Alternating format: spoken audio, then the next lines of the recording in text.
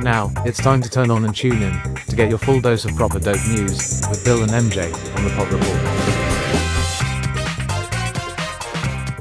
Tonight, we focus on the climate debate and how bad laws have locked up the wrong plant. The plant that could save the planet from CO2 overdose is locked up to protect you from THC. Bad laws didn't just criminalize a drug, they sidelined a carbon-negative plant that can undeniably support food security, local energy, soil health, and community well-being. Cannabis is one of the most efficient carbon-negative tools on the planet.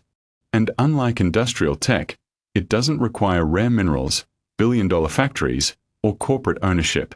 Cannabis is a plant whose greatest climate value emerges at a community scale, precisely where corporate interests have the least control.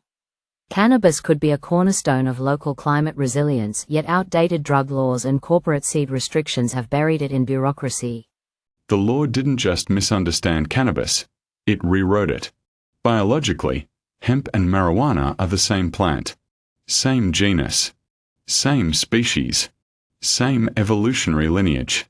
The difference between hemp and marijuana is not botanical. It's political. Governments drew an imaginary line through the plant based on one molecule, THC, and built an entire regulatory system around that fiction.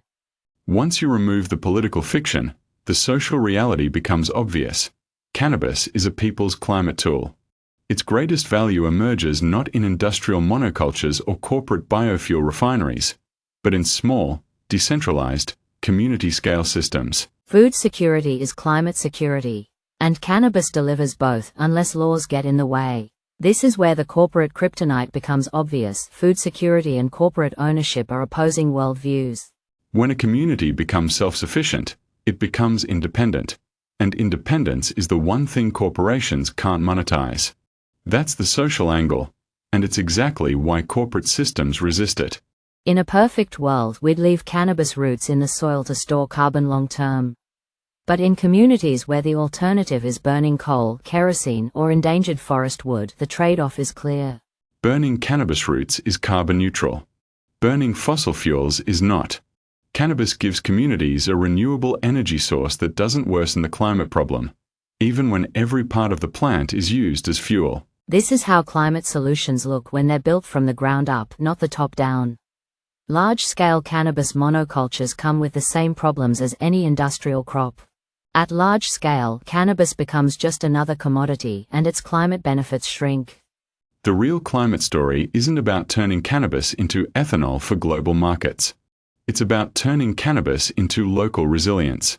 THC limits and licensing rules don't just regulate cannabis, they regulate who is allowed to grow it.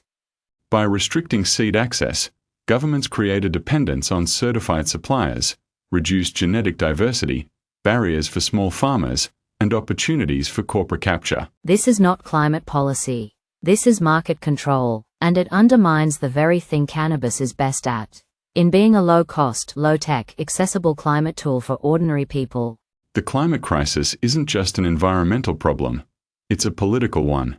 It's a social problem and a justice problem. Cannabis sits at the intersection of all three. Cannabis is environmental, a carbon-negative crop; political, restricted by outdated drug laws; and social, a tool for community empowerment, food security, and energy independence. When we criminalized cannabis, we didn't just target a drug. We accidentally criminalized a climate solution. Bad laws locked up the wrong plant. It's time to unlock it, for the planet, for communities, and for a climate future that isn't corporate-owned. If climate policy is serious about carbon sequestration, soil regeneration, food security, and community resilience, then cannabis must be treated as what it is: a climate tool, not a controlled substance.